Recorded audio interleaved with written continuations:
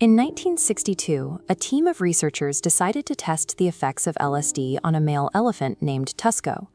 To calculate the dose, they looked at the amount needed to affect a cat and then multiplied that quantity by the massive weight difference between a feline and a nearly 7,000-pound elephant. It was a simple, straight-line calculation, but biology is not a straight line. The dosage was thousands of times too high, resulting in a massive overdose that killed Tusko almost instantly. The researchers assume that doubling the mass of an organism meant doubling its inputs. Tusko's death highlights a critical blind spot in how we perceive the world. If a 3-ton elephant isn't just a 1,000-fold version of a 3-pound cat, then there is a non-linear logic governing the flow of life and energy. For a long time, early scientists assumed that energy needs scaled geometrically to the 2/3 power. The logic was sound. Animals lose heat through their skin, and as a body grows, its 2-dimensional surface area expands at a much slower rate than its 3-dimensional mass.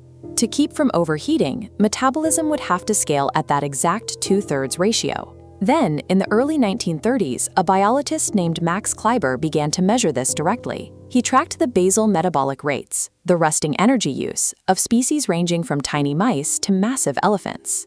This chart plots Kleiber's resulting data, and it shows something unexpected. The data points don't align with the 2/3 geometry. Instead, a clean line cuts right through the species, revealing that metabolism actually scales to the 3/4 power of an animal's mass. To see the practical impact of that math, we can look at the gap between the mouse and the cat. A cat is about 100 times heavier than a mouse. If biology scaled linearly, the cat would need 100 times the food. But under this 3/4 law, the cat only requires 32 times the energy to survive. Larger organisms are radically more efficient than smaller ones.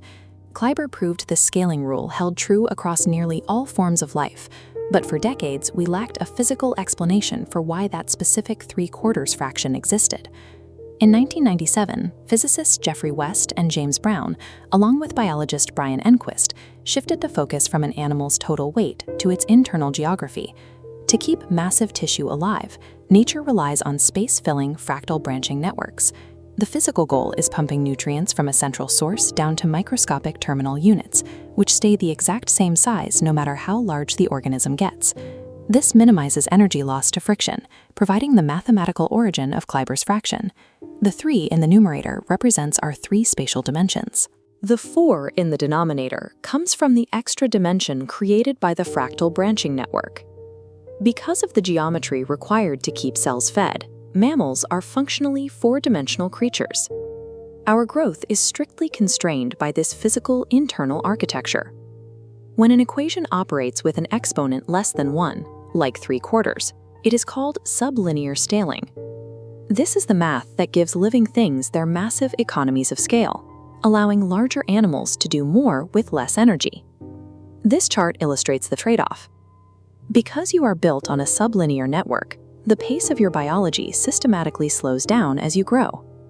Eventually, the body hits a hard physical limit, an asymptote where it can no longer support further expansion. Hitting this mathematical ceiling means the organism stops growing. It is the structural reason why biological systems eventually break down and die. If physical networks dictate the boundaries of life and death in nature, we can look at the massive systems humans build to see if they follow the same rules. When Geoffrey West and his team analyzed tens of thousands of publicly traded corporations, they found a striking parallel. This graph overlays the growth of corporate profit, which scales at roughly the 1/8 power, directly on top of the biological growth model. They share the same structural limits.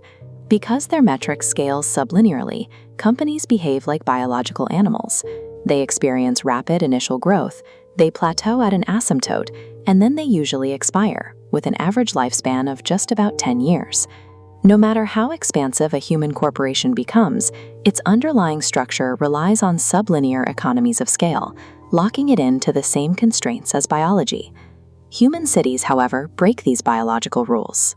The physical infrastructure of a city, the miles of roads, the electric cables, the gas stations, does scale sublinearly, much like branching blood vessels. But the outputs of human interaction behave entirely differently. This chart maps socioeconomic metrics, wealth creation, the number of patents, and innovation. Instead of leveling off, this data scales superlinearly to the 1.15 power. Every time a city doubles in size, it generates roughly 15% more output per person across the board. With superlinear scaling, the rules of biology are inverted. Instead of slowing down, the pace of life in a growing city actually accelerates. Everything from the rate of innovation to the walking speed of pedestrians gets faster as the population expands. Tusko's death was the result of linear assumptions, but the actual math of scale reveals a striking contrast. By understanding these universal fractal scales, we can map the hard biological limits of our bodies, the predictable life cycle of our companies, and the unique, open-ended trajectory of the cities that house them.